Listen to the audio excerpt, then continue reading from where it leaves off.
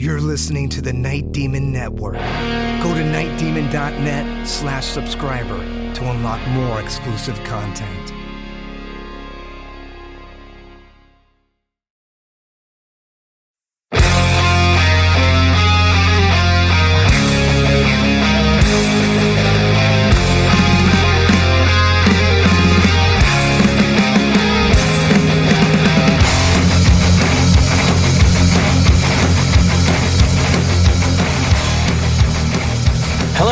Welcome to the Night Demon Heavy Metal Podcast. I'm your host, Nesbit, and last episode we heard about the addition of drummer John Criar, which injected new energy into the band, which had been sort of inactive after recording their EP and playing their first show. So Night Demon, which was a one-off side project, was about to have a flurry of activity as they move into 2012. This is Night Demon, the early years.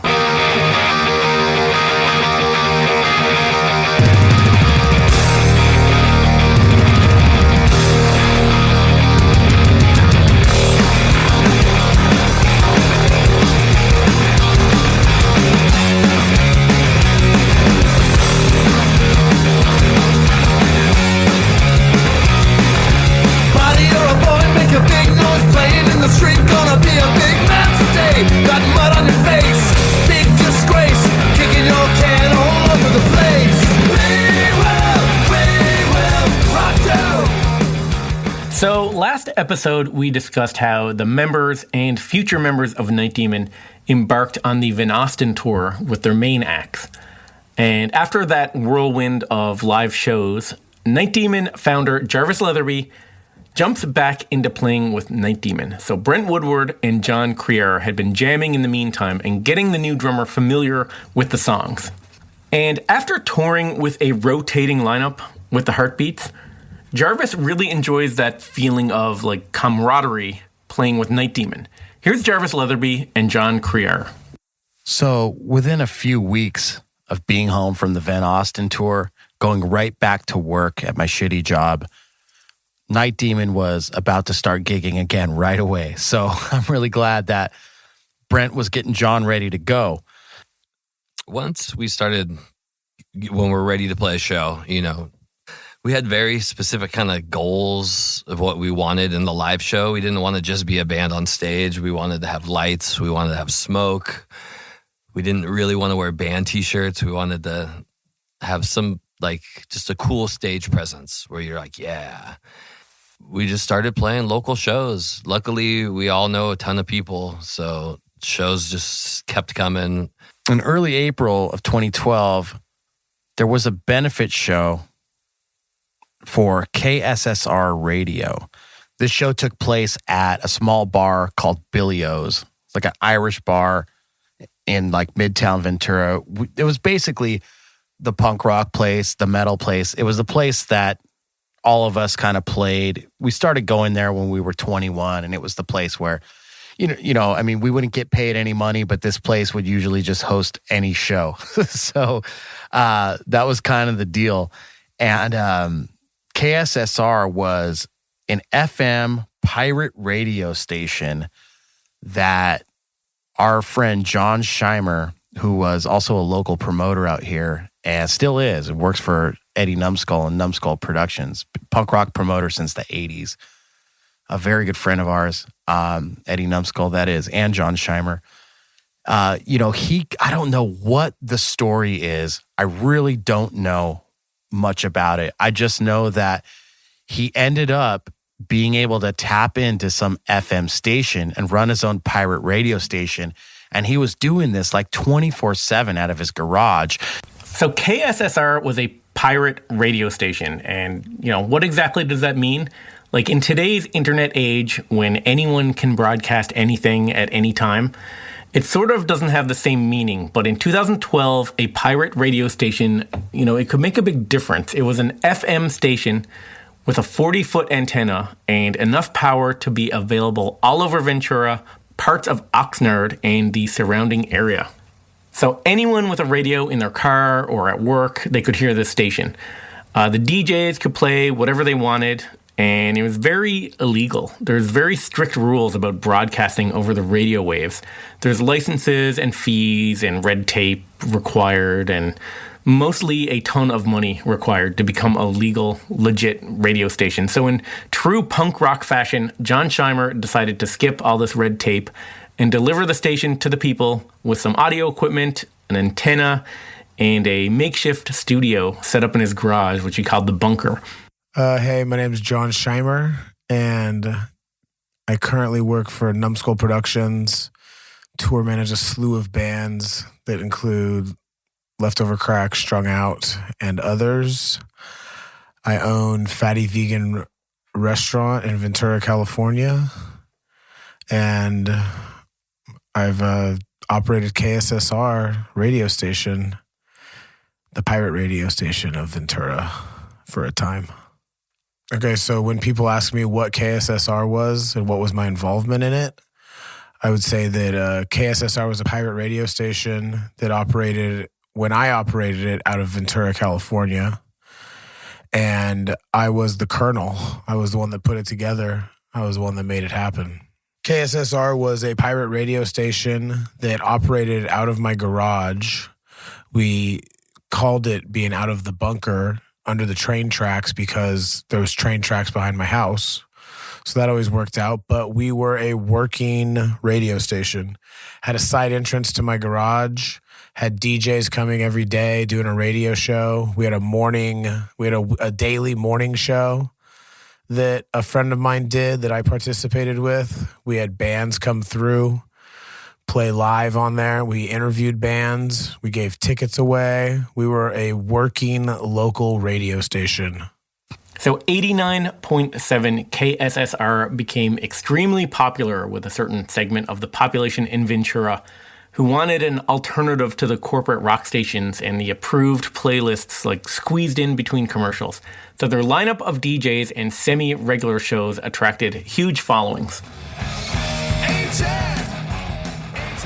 Yo, this is Major Rager, coming to you from deep in a bunker underneath the railroad tracks. Peace, Slasher. Yo, what's up? This is Wild Boy. Big shout out to all the wild ones out there. You're listening to The Wild Hour. What's up, party people? It's your boy Steve, back again.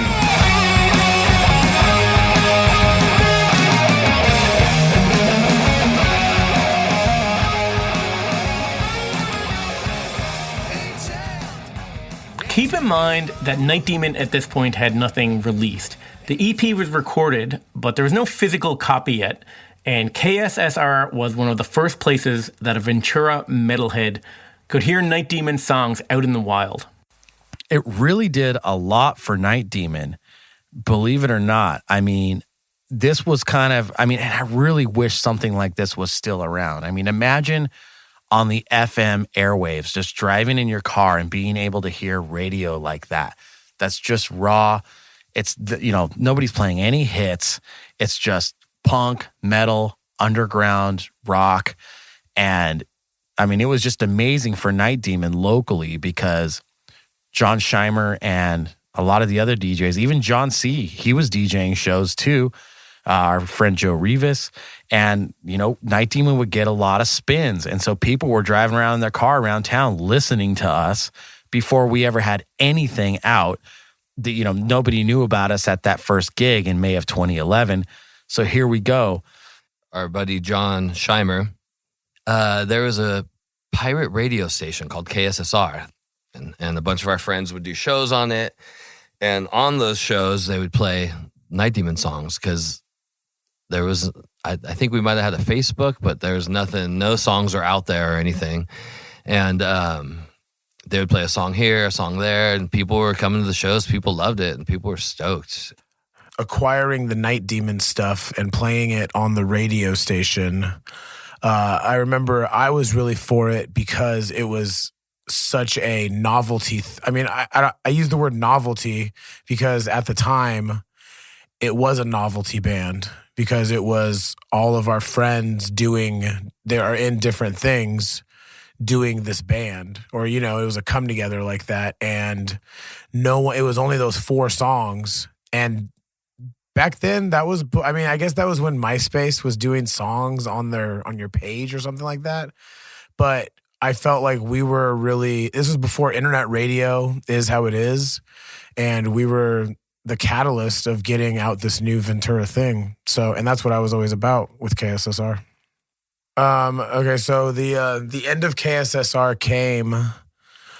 I don't really know how anything got on the radar of the FCC, but we ended up on the radar of the FCC, and I had actually left for tour that morning and was heading to Portland, Oregon, when I got a phone call from my wife, who was holding our 2-month-old son in the living room, and the FCC showed up with 2 large radios saying that they had a connect. They could find signal coming out of our house. So she called me and asked me, how do I take it apart? How do I turn it off? I told her what to do to turn off, like to stop playing the music. Did that and came back, and the FCC guys were standing there and said, nope, it's still doing signal. And we had everything running to one plug. There was one plug in the back of my house that you could run to and literally pull the plug, and it was the whole thing. And she pulled the plug, and that was it. And we never saw the light of day again. The FCC or the FBI, I'm not sure who, shows up at John Scheimer's house. Apparently, they had tracked down the feed. Before the demise of KSSR, we put together a show. I'm also a concert promoter in my normal life of making money. Well, you know, I don't know if you can call it making money being a concert promoter, but I can survive. So we put together a benefit show at Billy O's, and I mean, it was more, benefit show to benefit the station. We were going to put money towards the station, which we did. But look, Night Demon was back, and we were going to play this show with a bunch of our friends, a bunch of great local bands. Night Demon played, Ill Repute played, a ton of I mean, it was the who's who of Oxnard and Ventura bands playing. But it was a great time, and it was fun.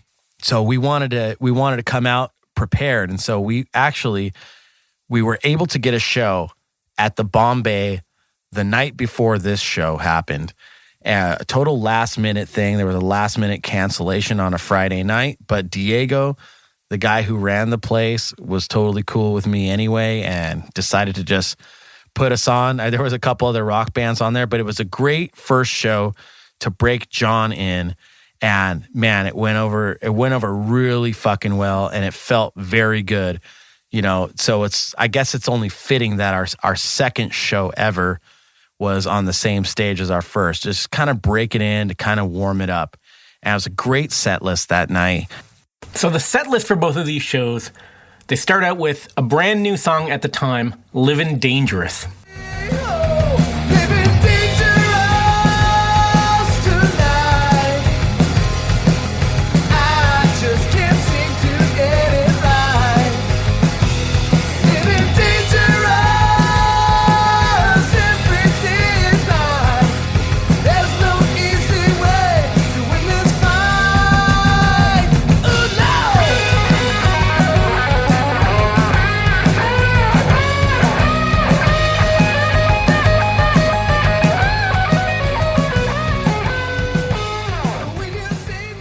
So followed by Ritual, The Chalice, a cover of the Riot track Road Racin'.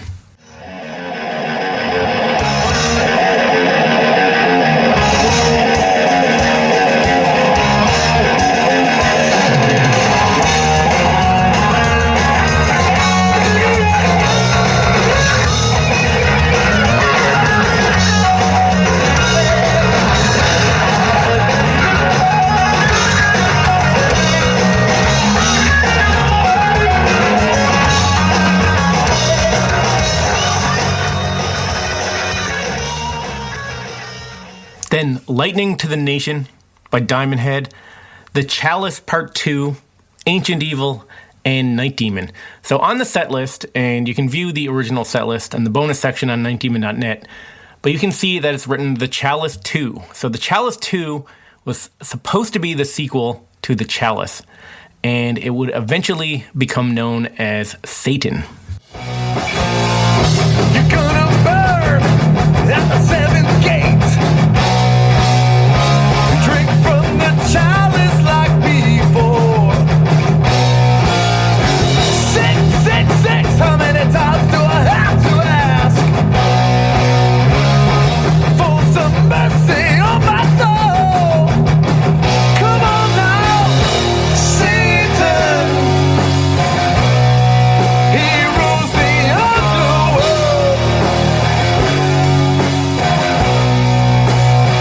He's known as Satan. And it's the same set list that we did at the KSSR benefit.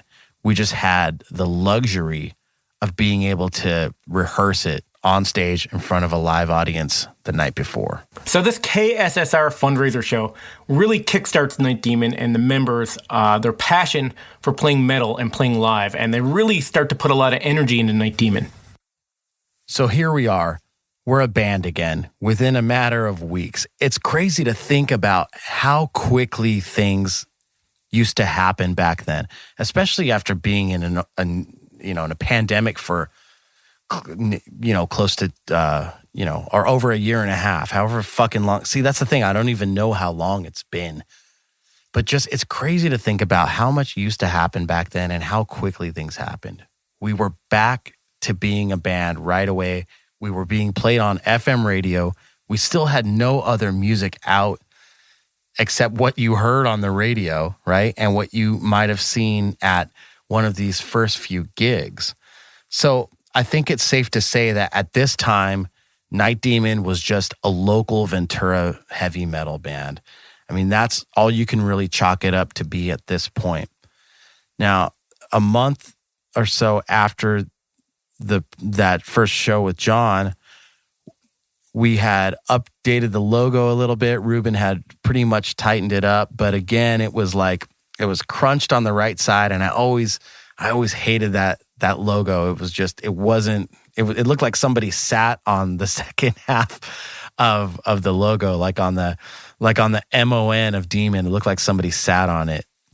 Maybe we'll get an image here for a subscriber site. But what sucked was that image ended up being used for a flyer or something on the web, and it went up on the Metal Archives site, which is it's basically the Wikipedia of metal for those who don't know. And that logo was the logo that was most used by everybody for years. It wasn't until recently, I don't know, maybe 2019, I finally got them to be able to take it down and replace it with a proper logo. So it was always so frustrating on a Google search for Night Demon logo. You'd always find the one that looked like somebody fucking sat on it. But yeah, so this is, back to 2012. This is V2. This is version 2 of that logo. So we're a local band at this point. We start getting out of town. I remember we played up at the Sailor Saloon in Apple Valley, which Apple Valley is the high desert of California. That's where Brent is originally from. Funny thing, that's actually the exact city where Armand is from. And it's just weird how that works, right? And they both ended up in Oxnard and Ventura area for us to meet and play in this fucking amazing band. But yeah, we played at Sailor Saloon. We opened for a band called Drug Wolf. And these guys, 3 brothers in that band, Kane, Kyle, and Cork. They're all 3 brothers that lived out there and very close friends of Brent's. So it was cool to meet those guys and become friends with those guys. But Kane from Drug Wolf was actually a pretty damn good artist. So we started talking to him about the artwork, and we still weren't totally sure about, this cover that we had from this Tanith book cover because we couldn't secure the rights for it. I mean, nobody was getting back to us, so it wasn't that big of a deal. But at this point, we're starting to take the band a little bit more seriously. And I got to give John Criar some credit for that too, because always in the back of he was always talking in my ear about how good the band was and how good the songs are and how somebody's going to want to put this record out, and how people are going to love this stuff once they hear it, and how things are going to get big, and things have the potential to blow up. I never really believed him, but it felt good. It felt good to have somebody have that much confidence in what you're doing. And, he was definitely a part of the band. He was a full-on band member, but at that point, he kind of looked at it like these were our songs and this was our band. And he was right. He was right in that extent. But his support, it meant the world to me, because he's not the kind of guy that's just going to go and say something like that, and he's been a successful musician in his own right for many years. He's seen the ebbs and flows of a band's career and what happens in the music industry. He's been signed to many labels. He knows that stuff. So for him to say that, when we had no expectations and a whole lot of doubt, to be honest, it really felt good. And it was just one of those things that really helped us keep the vision and get the confidence to make something out of this. Hey guys, Nesbitt here. If you would like to support Night Demon and this podcast, the best way to do it is to become a Night Demon subscriber. Not only will you be doing your part to support a true heavy metal band out there really living it, you'll also gain access to a ton of extras. Bonus audio content, a subscriber-only merch store with rare items from the band's archives. You can stream never-before-heard demos and unearthed live concerts from the live vaults. Communicate with the other Night Demon diehards on an exclusive subscriber forum, and gain early access to all press releases, album pre-orders, new merchandise, and a ton more. And another thing that I think is pretty cool is Night Demon will be donating 10% of every subscription fee to the Metal Cares Foundation, which is a charitable fund the band started in 2014 to aid those in our metal community.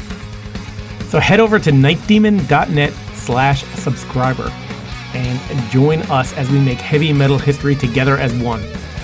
And on a side note, I'll personally think you're a grade A badass.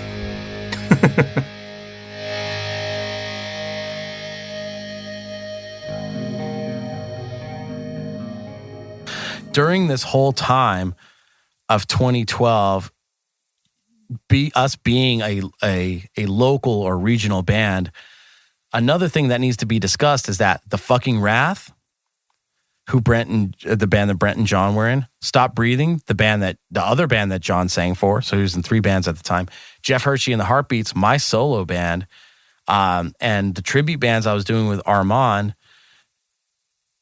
and New Liberty at the time, those guys, Dusty and Armand, everybody was playing a lot. So any of these Night Demon gigs were basically sprinkled between, our quote unquote main projects. So I could even see here right after this Sailor Saloon gig, in June, Jeff Hershey and the Heartbeats are playing the Summit Music Festival in Ojai with Johnny Rivers. Talk about a contrast, right? In June, and right after that following week, Stop Breathing played a big event at Punk Rock Bowling at the Country Saloon with the Dwarves, Municipal Waste, and I was there.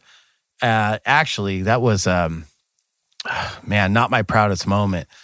Yeah, I ended up getting, blackout drunk that night, and I was on some other kind of drugs, and I was just so excited to see Stop Breathing and to see John up there singing. I made my way over the barricade and fought with the security guard for an entire song. There's pictures of it on the inside of the Jeff Hershey and the Heartbeats punk rock covers EP called Underground Classics. So Punk Rock Bowling 2012, I'm enjoying a nice Stop Breathing set, watching my friends rock out, when I looked over and Jarvis was, shall we say, on fire, and came flying up and was doing everything that he could to get onto the stage. And I had to go out and tone the security guard down. The security guard was taking it as a very personal moment. Like he was not letting Jarvis on. And I had to go over and kind of like pet the security, like tap the security guard a little bit and be like, hey, calm down. Everything's chill. Everything's chill. And from what I remember, he backed off. But That was I just remember looking over and I just thought Jarvis is on fire right now. And it was a good time. But yeah, it wasn't my proudest moment. And, I still have an injury to this day from that. But yeah, I remember it was during an entire song. I just wanted to get on stage and I wasn't taking no for an answer. And this guy just wrestling me for minutes on end. I remember John Scheimer being there, being the stage manager and kind of just telling the guy to cool it. But, it wasn't happening. So another one of those moments. Also, a week later, Jeff Hershey and the Heartbeats are playing the Johnny Cash Festival in Ventura, California, one of our biggest events in town. That was a big deal. We even covered 13. They make you basically play a Johnny Cash song at the fest. So we played the song 13. Bad luck, wind been blowing at my back. The song that Glenn Danzig actually wrote for Johnny Cash, which I thought was very fitting. Got the number 13 tattooed on my neck. When the ink starts to itch, then the black will turn to red. Then we played Fiesta that summer. So that summer was just, again, sprinkled in with all of our bands, just kind of, we all had day jobs and we were kind of just on nights and weekends doing rock and roll and stuff. We had another gig at Billy O's for Craig from the fucking Wrath's birthday. The Heartbeats did the big Spencer McKenzie Beach Bash. That's the thing. The Heartbeats were always, we were that accessible band. I was finally in an accessible band that wasn't called Night Demon or Toxic Semen. A band that I could actually go out and play. The city was hiring me for events and stuff like that. I mean, now I could give a shit about it. But at that time, I think I was thinking like, man, it would just be nice to not be judged all the time just by your band name or telling somebody the style of music you play or, just a bunch of fucking squares, or people that get too old too fast. I guess those aren't real music fans anyway, though, right? So. And as Night Demon becomes more active in the metal scene of Ventura, drummer John Carrar, he really takes notice of the differences between the punk scene that he's used to and this new audience that he's now playing for. And there's this whole scene that I wasn't quite aware of, this underground metal scene, where they're very, very supportive. The metal fans are super supportive. It's almost like night and day with punks, because punk fans want everything free, think you're an asshole for charging money for everything, where metal fans will come and they'll buy every t-shirt, everything you have, anything, just to support you guys. So it was very refreshing to be in this new kind of underground metal scene that was very supportive, very into what we were doing. So they continue a string of live dates, including Friday, August 31st, 2012 at Golden China in Ventura, opening for Space Panther, which is the same band that they played with on their second ever show.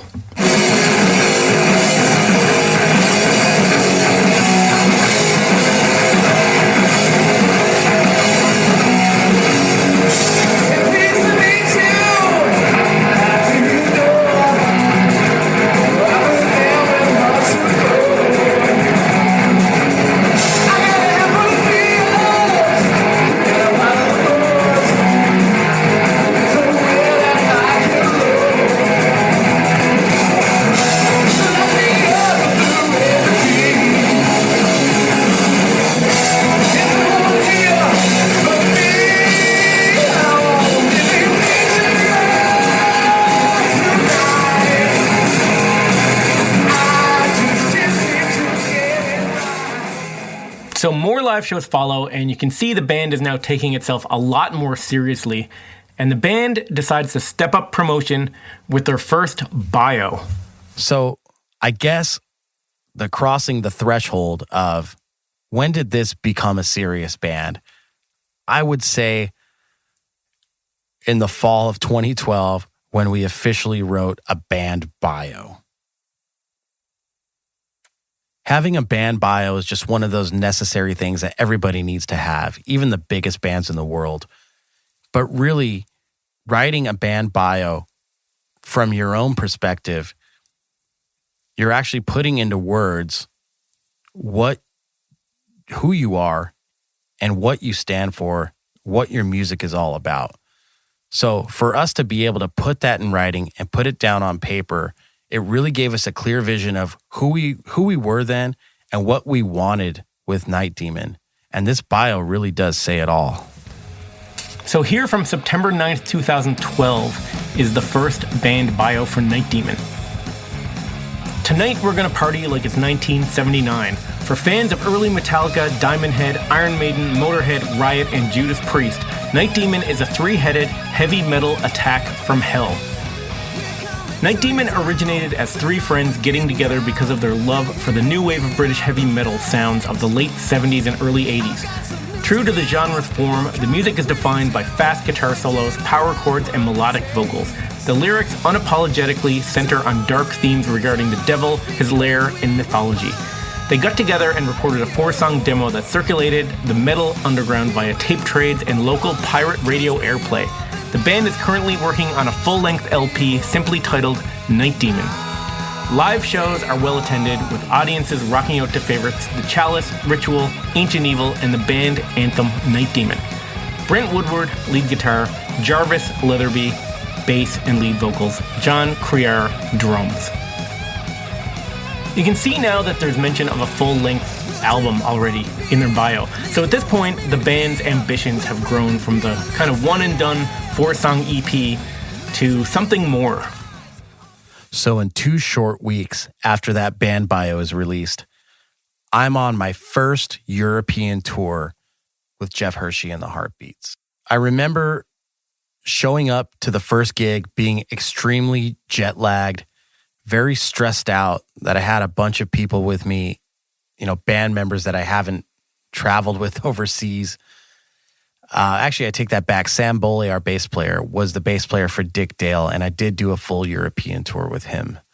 So, and he was my rock in the Heartbeats. He had done it many times before me, and he was familiar with everything, and he knew how to get things done. And I thank him gratefully for that. But anyway, we're out there. We're doing 17 shows in 17 days over, 9 or 10 countries. And, it was a rough one for sure. And I remember just being extremely jet lagged in Stuttgart, Germany, our first show. We arrived the day that we played. So we arrived that morning, and I'm just laying backstage and going, what am I doing, man? What the fuck am I doing? I'm in way over my head. I can't pull this off. I'd taken a few weeks off of work. I was stressed about my job. I ended up going out and doing the show, and the show was packed, and it was all amnesia after that. Everything felt great. I knew why I was doing it. But still, it was just, this was the beginning of my life again as a touring musician, and just, being, I had done it in my early 20s and did that a lot with No Motive, and I done that in my teens. But now I'm 30 years old, and I'm really, really feeling like this is who I am. I've got to stop doing plan B. I can't even have a plan B. It's got to be all about plan A. And as the Heartbeats went on through those years, and Night Demon became more prevalent and more to my heart and more of a band group effort, it was easy to make that transition. But there needed to be a gestation period. There needed to be a building up of Night Demon at the same time that the Heartbeats were building up. I think the Heartbeats had just built up a little bit more. I was doing it longer. I would put more years into making those records, and I was finally at the point where people wanted us to start touring, and other countries around the world were willing to pay us to do it. So even at this time, I was still communicating a lot with Brent and John back home, and they were holding it down, and they were rehearsing. And so Jarvis is on tour with his soul project in Europe. And So he's out in Europe just touring, and me and Brent just start working on the songs, and me and him practice a couple times a week in our jam room. So even on a European tour with the Heartbeats, Jarvis's heart is back in Ventura with metal and with Night Demon.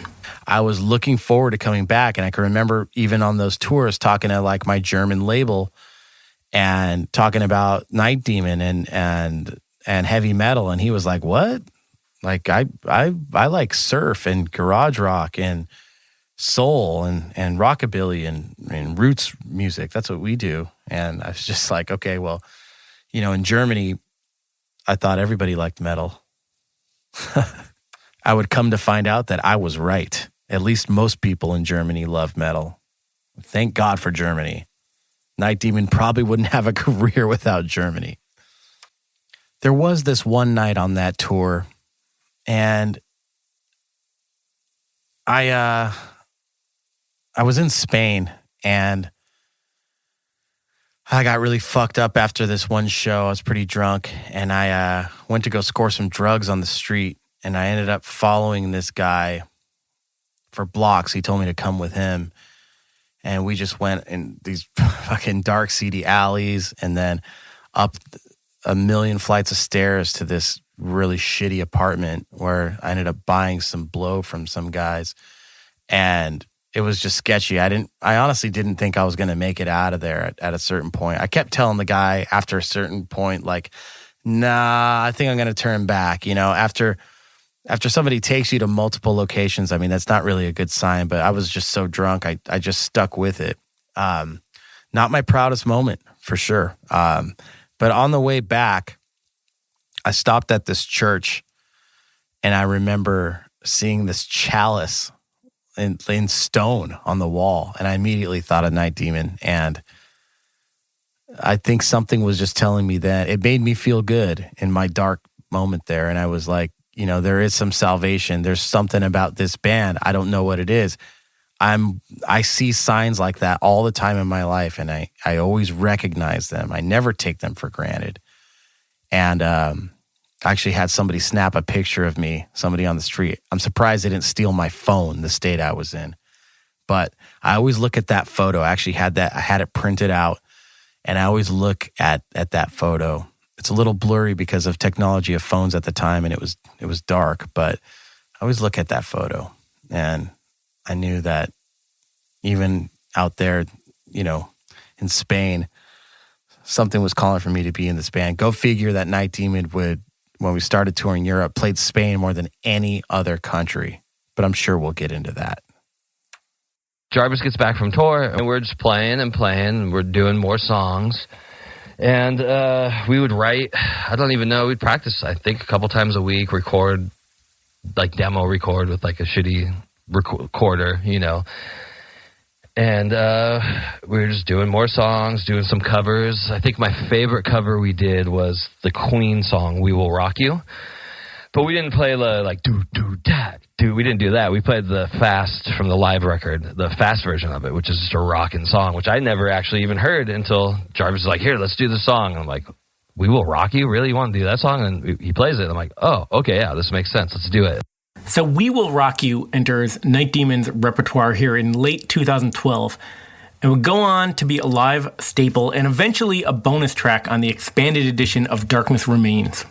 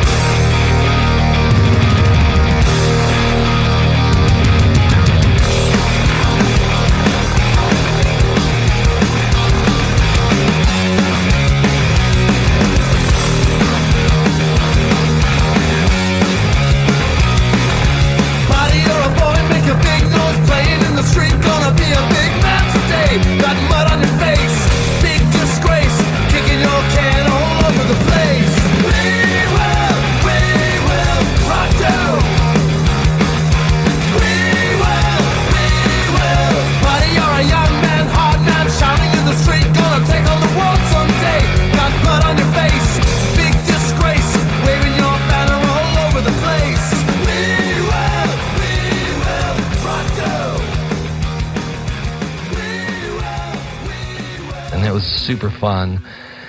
to play that version of that song. And we'd also cover Misfits' Green Hell, which was always fun to play a Misfits song. So Night Demon's rolling along now, gaining some momentum, and it's all leading up to the next year when the band would really begin its rise.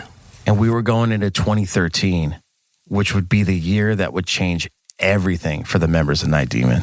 So that's it for this week's episode, and we'll pick it up again next week. But in the meantime, be sure to check out the subscribers area on nightdemon.net for bonus content from this episode. There's all kinds of stuff from this episode. There's set lists, tour posters, tickets, pictures of Jarvis and that Chalice from when he was in Spain. Really, the bonus section for these early episodes on the early years of the band is totally worth checking out if you're into, demos, pictures, videos from that period, of Night Demon. There's more being added every week. nightdemon.net for details. Until next time, this is Nesbitt signing off.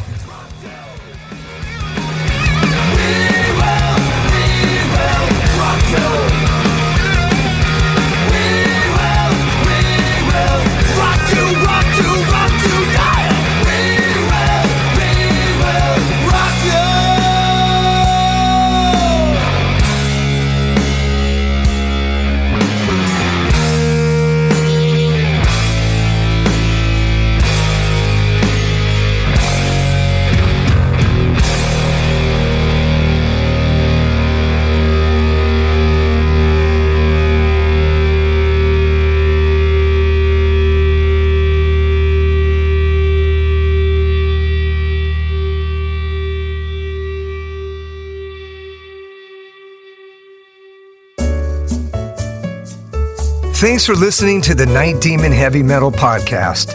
Head over to nightdemon.net, click on the subscriber tab, and sign up to access exclusive weekly bonus content. If you would like to donate to support the Night Demon Heavy Metal Podcast, you can do so through PayPal at paypal.me/nightdemonmetal. Additionally, if you have not already done so, please subscribe, like, rate, and review the show on iTunes or wherever you listen to podcasts.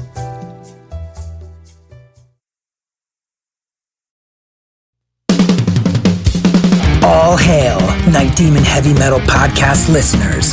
This is Dusty Squires chiming in to tell you about my brand new signature sticks from the London Drumstick Company. I've dreamt of having my very own drumsticks ever since I was a wee lad, and LDC made that a possibility for me. Founded in 2016 in London, England, the birthplace of heavy metal, the London Drumstick Company has trailblazed a path through the music industry and taken the drummer world by storm. When I met them for the first time, they knew their product was going to withstand the beatings of a Night Demon show. They took the time to work with me on getting everything just right. The balance and weight of my sticks are the same no matter what, and the durability is bar none the best I've ever had. I know my sticks will last through the set night after night.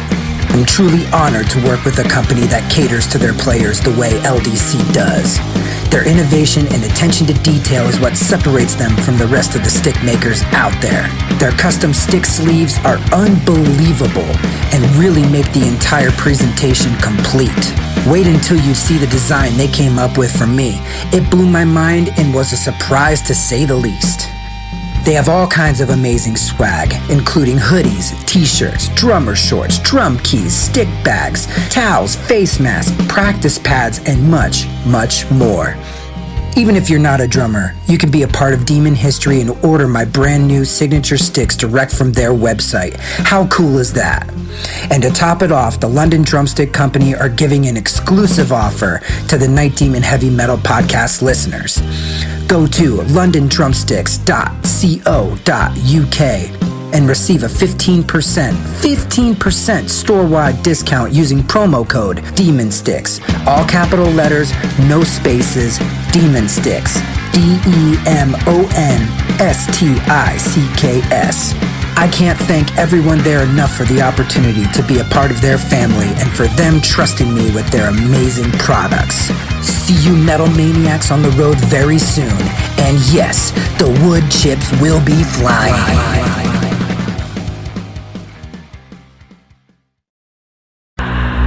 Greetings, boils and ghouls. This is your comrade, the Crypt Keeper here, reporting dead from the sanctuary of the strange. Tonight's macabre myth is a fright-filled feature, one overflowing with monsters, madness, and magic.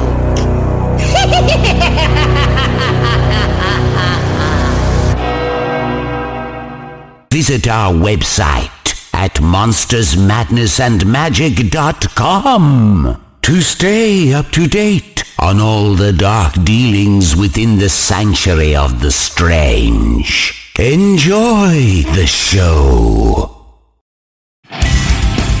Hey Metalheads, I'm Mark and I host the Metal Forge. Let me tell you about the show.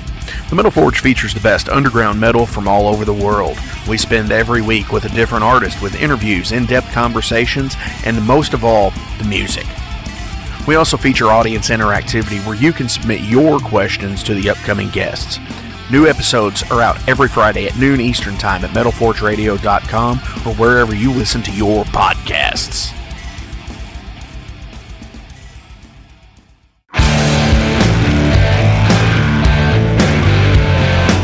Want to know what's going on in the world of music?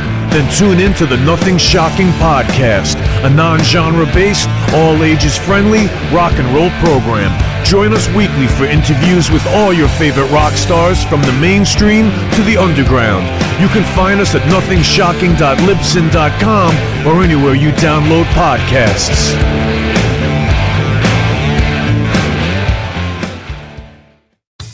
Okay, metalheads, you've been complaining that there has not been a channel that plays all of the heavy metal videos from past, present, and future for years and years at this point. Well, that time is over. Heavy Metal Television is back. HeavyMetalTelevision.net is the website. Go there. You can see videos playing 24/7, 365, all the time, all the best from the old school, the new school, and everything in between. Check it out, HeavyMetalTelevision.net. It is where the metal is.